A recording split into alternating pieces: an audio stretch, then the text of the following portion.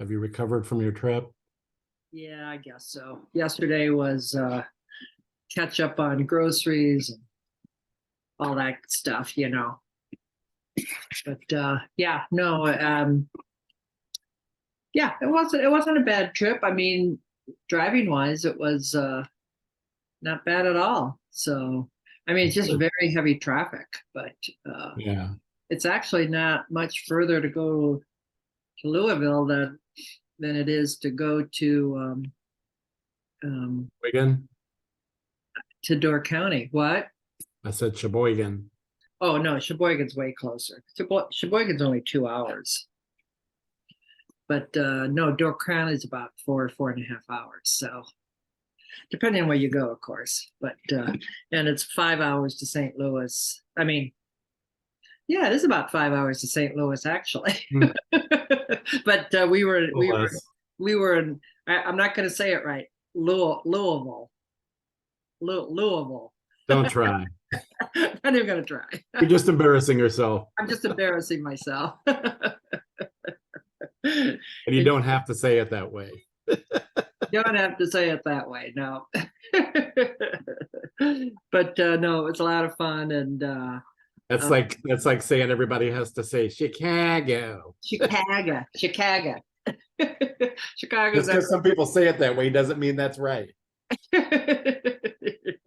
Chicago. The Bears. And now where does Stump's dad live? Is it Oak Lawn? No. Yeah, Oakland. Yeah. Oak Lawn. Okay. So, and when did you get back from there then? Saturday?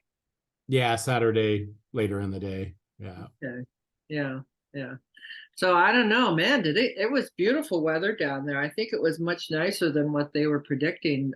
We had sun and it was in the 50s, and it was really, really nice, but it did get cold at night. I mean, it gets cold there. They get snow, but not like we get snow.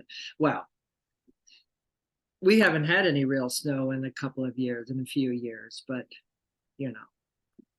And actually, they're saying the weather people are saying that there's an El Nino building out in the Pacific, and we're going to have another mild winter.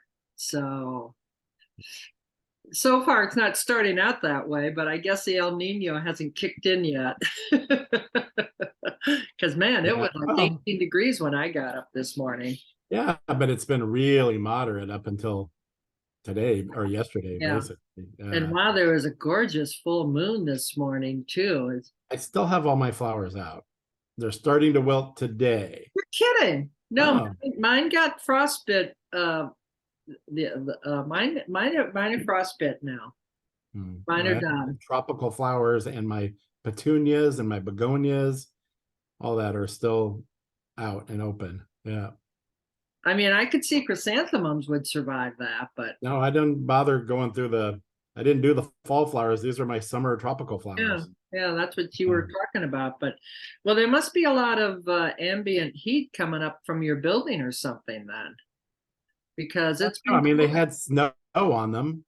They were sitting with snow on them yesterday. Well, for the second time, they were sitting there with snow on them, but then it melts off pretty quickly. It's a miracle. Yeah, and they're on the south side, so they get the sun. Yeah. But I think today is the last day. I think they're kind of starting to kind of droop a little. So I think by tomorrow. Well, maybe when they unthaw, they'll be. You'll see. Sometimes when they freeze and then they look good until they unthaw, and then they didn't freeze. They just had snow on them, but yeah, I'm sure. I can't believe that they wouldn't have had a hard frost because it was 18 degrees when I got up this morning. Our weather station said 18 degrees. Well, they may have, but it doesn't kill them like instantaneously. That's what I'm saying. I think they'll be gone by tomorrow, but even in this weather today, they're still have the blossoms are open. Like I said, they're starting to droop, but I'm sure by tomorrow they'll be. Yeah. But that's like my diplodenias, petunias, begonias, like all of them are still open. Yeah. Interesting. So we've had a pretty moderate fall is the point. So even though it's cold today, but yeah, it's been pretty easy.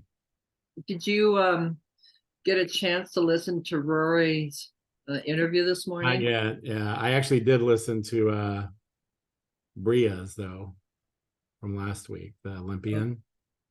Yes, that was amazing, right? Yeah. It Yeah. was kind of less of an interview and more of a talk, but it was really good. Did you listen to the whole thing? Because she I ran did. over and I had to get off. But Mhm. how much longer did she go? I mean, Oh, I don't know. I mean, I don't know the time, but I did watch the whole thing. I don't know how yeah, much you missed, but she's because I missed the beginning. So she is a Compass agent in Arizona, mhm, and she's an Olympian. Well, she's an Olympian.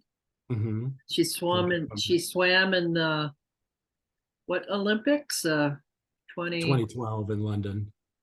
yeah, the 2012 Olympics in London. Now she's a real estate agent out of yeah, pretty friggin' amazing. And of course, that's such a, as she It's said, really, the yeah, U.S. swimming team is so huge. It's really, really competitive. So to even get on the team is remarkable. yeah, it's pretty unusual too. She would only a few years into Yeah, swimming, 3 years. She'd only trained for 3 years, yeah, and almost she was every competing against. swimmer at that level has been competing since they were 5 or 6 years old. Did she win a silver or a bronze? What did she win? I don't remember. Uh, no gold. Yeah, remember Did she win a she gold? showed it. Yeah, she didn't get she lost the other event though that She lost her individual event, but she won the team event, yes, and that was the yeah that was, relay. remember she showed it on Right. Yeah, it it's was the gold. relay, right?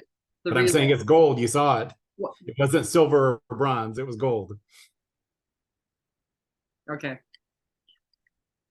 Remember that part? I couldn't tell if it was gold or bronze, but yeah. No, yeah, yeah. I think they won that, but yeah, the when she was set to win, she kind of messed up, and I don't know if well, you probably didn't see it because at the end when she was doing her slides, and she had photos on them as well, and there were the photos of her false start, Right.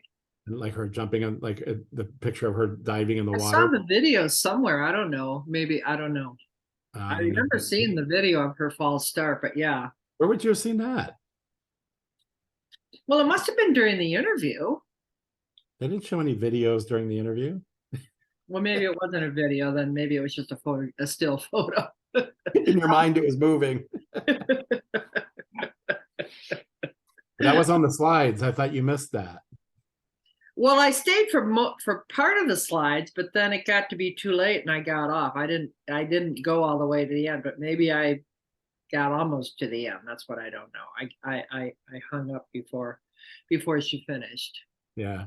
Yeah, I thought it was a pretty interesting story how well the false start got her out of her head. Well, and then she tells a story about how she started chasing the camera. Yeah, but that's what I mean. She got out of like the false start started her getting her out plan. of her routine. Yeah. Yeah, And that it changed her, she had a she system, had a had plan. a system, and then it that shook her, got her out of her system, and messed her all up. So that was, I thought it was pretty interesting. But she made a comment. She made a comment at the beginning about how being an Olympian is more about mindset and less about. I mean, obviously, you have to be talented and you have to, Yeah. know. Well, that's true. That's one of the best things I learned from swimming. And yeah, I was at Olympic trials at 14, but that was one of the best things that I learned was it's definitely a mindset. I never had the swimmer's body, even when I was a kid. I grew up swimming, and I, all my buddies look like, they were out of a magazine or whatever, like, and most of them naturally, a couple of the big swimmers I grew up with, like, literally were born like babies. They were like little muscle men. But yeah, it was, the mindset, and particularly not just the mindset in general, but specifically during events, and getting yourself into a particular headspace that, I could beat pretty much everybody that was, 6 inches taller than me and long and lean and the perfect swimmer's body, which is long, elongated muscles, not like the tight bodybuilder thing. It's But I long mean, muscles. she had big arm muscles though. I mean, and Yeah, and the girls especially do for girls, but even then they're long. They're oh, not. Michael Phelps is pretty. I mean, he obviously lifts weights and builds up his. No, they don't lift weights. Yeah, yeah. It's because lifting weights does the opposite of what you need for swimming. So lifting weights condenses, like contracts the muscles. That's why they get like bumpy. Your bicep and like for swimming you need elongated. They're strong and they're muscular, but they're long muscles, and that's why Michael Phelps looks like he does. It just and slides through the water, but it's a different type of body and a I different don't know. type of He looks muscle. pretty darn muscular to me, but I'm saying they are muscular, but they're muscular in a different way. so they don't lift weights for their arms or their. We weren't even allowed to lift weights. We were like banned from like on our own going to lift weights because it messed up your physique for what we needed it to be. If you were going to be, I don't know, a gymnast or, a football player and pretty much anything else, that would have been the way to go. But I mean, we were building muscle, several hours a day, but building it in a different way. So there might be at this day, there might be specific, exercises or like weight things that they do that are like, but it wouldn't be typical like weightlifting or bodybuilding in any way, because it would mess them up. Yeah. So did she tell the story about why she got into swimming so late? What happened to she wanted to be a gymnast as a little kid? Did she ever tell that story? I don't know. I don't remember if she said how she ended up getting into swimming. I don't remember. Yeah. Yeah, because she only trained for 3 years, but had she been training as a gymnast prior to that? I mean, obviously she had some sort of, one would think she must have had some sort of a background or, could Yeah, just step into it like that and be, Olympian grade so quickly. yeah. But anyway, yeah, it was a great story, and yeah, I forgot. So you were in the Olympic trials, but you weren't fast enough, huh? Nope. Sorry that happened to Not you. at 14, and then by the time they came around again, I was too old. Oh, really? Well, Yeah, too old to be you would have too been old. 18. That wouldn't Yeah, have you wouldn't have been too old at 18. not age-wise, but the people I was competing against were faster, but like at 16 and 17, you're faster. Oh, So yeah, I mean, not too old to be in the Olympics. I peaked in between. okay. Just pretty typical. I gotcha. Yeah. Okay. Well, I know that it's that the being on the swim team is incredibly difficult to be on the U. I mean, I think it's the largest Olympic team that the U.S. has, isn't it? The swim team. I don't know. I don't know how many there are in the different I sports. mean, it's in the hundreds, I think, but even still, it's There's a incredible. lot of events in it too. There's so Mhm, men and women and team. So mhm. yeah, it might be because of that. Well, Rory was I was a talking. backstroker. You were a backstroker. Yeah, I mean, you swam all events, in swimming, but backstroke was You're my stroke, and that's what I, was nationally ranked in done. and all of that. Yeah. Yeah. Yeah. Well, Rory is the president of Compass, right? Well, I don't know. I And mean, he said the term as president of president of all things. communications, and something else was I, the I official. introduced him as the president of all things. Yeah. But his title is something different, communications and something or other. I can't remember. Oh, okay. Because last month they interviewed the woman who's the president of brokerage. So I guess they have different presidents for different things. Anyway, I don't know. But isn't Robert is Robert is our CEO, but is he our president as well of the whole company like that? He's CEO. That's all I know. And founder.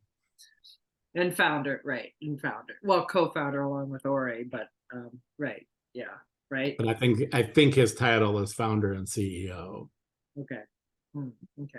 Anyway, but he was talking about how it was really interesting because he's been with the company since almost the very beginning, I think, Rory. He was the first hire, yeah. And he has been through all the different positions and, filled all the roles. He was even Robert's chief of staff for a while, which I think was what he was doing when I joined Compass, and maybe when you joined Compass too. He was Robert's chief of staff. Mhm. You had met him then. He came into Chicago for a Compass event, but holiday party or something like that. But um, anyway, he was talking about how 20 by the end of 2022, when the Fed started raising the interest rates, he said prior to that time, it was always, up and to the right. The graph was always up and to the right, and they were Compass was growing and expanding and getting all kinds of investors, millions of dollars in investors, and everything was great. Not that they didn't have their problems, obviously, but he said it was such an exciting environment. And then 2022 came, when the end of 2022, when the Feds raised the rates and basically killed the real estate market, trying to control inflation. And he said they hadn't experienced a down market prior to that. And of course, you've got a funny shadow on your face. Oh, it's the The light coming in blinds. through the blinds. You need to close your blinds or something. It is the closed blinds. It's the little lines where Okay. the pull string is. Oh, okay. Oh, I see. Um, but I mean, so he said it was really a difficult time for him. He said it's probably one of the most, because he for 10 years everything was up and growing and green, and and they were doing great, and then all of a sudden, and of course we had just gone public in 2022, didn't we? Didn't we just go public in 2022? I think. I think it was before that. It was before COVID. No, it wasn't. It was during COVID that we went public. Maybe it was 2020. I think it was 2020. But it was during COVID, because I remember. But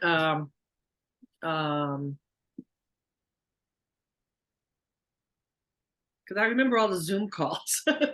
Everything was Zoom.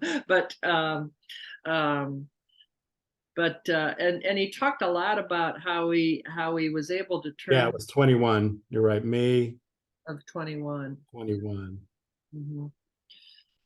Yeah. So They were back to trading on Wall Street and everything. So I guess it was after lockdown, but before. Right. The markets had reopened, right? But anyway, it was just interesting, and he talked about mindset and how he used meditation and breathing. He talked about a book called Breathe that's apparently very popular right now, and how it was really interesting. I mean, it was really about adjusting his mindset. And he's an interesting guy. He really is. Yeah, he really is. So, and kind of like what Brianna said about being an Olympian is about mindset. I mean, it's so important, right? Mindset is everything. Yeah, sure. Yeah. There was an article in the paper, the business section this morning. This woman who is a Chinese American, her parents were immigrants from China, and she grew up around Aurora, and her father died when she was at the age of 10, and she went to work in the family restaurant at the age of 10. And then when she was a late teen, she came to Chicago. She opened up a catering business, and she by the time she died at the age of 73 of a stroke. She had a stroke and died. and she had started a catering company that created meals for the airlines, and they serviced up to 70 different airlines. And then, of course, she ended up getting a huge real estate portfolio. Anyway, when she passed away, she had a $400 million estate. And so they've now created, I know, right? Pretty friggin' amazing. Yeah. And she was very involved with the Chicago Civic Committee or something like that it's called. And they've been working on creating a foundation. Well, her foundation is donating $21 million to an organization that Arne Duncan started. You know, he was the secretary of schools. Okay. Yeah. under Schools. Obama, and yeah, and was CEO of the public schools. Anyway, his organization is going into neighborhoods, identifying at-risk youth, and putting them through a 2-year program as a way to address gun violence in Chicago. And her organization is donating $21 million over a 7-year period to that organization to put these kids through this program, because they found it like it's had a huge impact. That's interesting. Isn't that interesting? Yeah. And yeah, I guess this is That's good stuff. And that good stuff. And this is only the second year that they did. Their first year, they gave money to WTTW, that created a series of 9 documentaries about gun violence in Chicago. And, you know, and that was her first year. And now this is the second year. They're finally able to start rolling the money out, and they're liquidating her companies and stuff like that, and her holdings and whatnot, and using it for this. So I think that's pretty great. Yeah. I'll be daughter of a child. Cool to see where that goes. What's that? It'll be cool to see where that goes. Yeah. Right. Yeah. Well, I mean, it's clearly, it's a very, very complex issue that clearly needs this kind of support and input, I think, from from the community and from the business community, of course, because obviously if it helps business if people it helps business if people feel alive good. Right. Well, I mean, aren't afraid to go into the neighborhoods and stuff. I mean, we get that all the time. People think that it's like Al Capone and open, gun, shootout at the OK Corral. They think that's what downtown is like. And of course it's ridiculous, but that's all the papers report, right? So anyway, that's all I have to say about that. Well, good. Well, let's see where it goes. Yeah, let's see where it goes. Anything else we need to report on? Now, I'm wondering, do we need to move our day to Tuesday because of your appointments? I don't. Why don't we wait and see? Okay, let's wait and see. Yep, that may change. Okay, all right. Well, it's a holiday.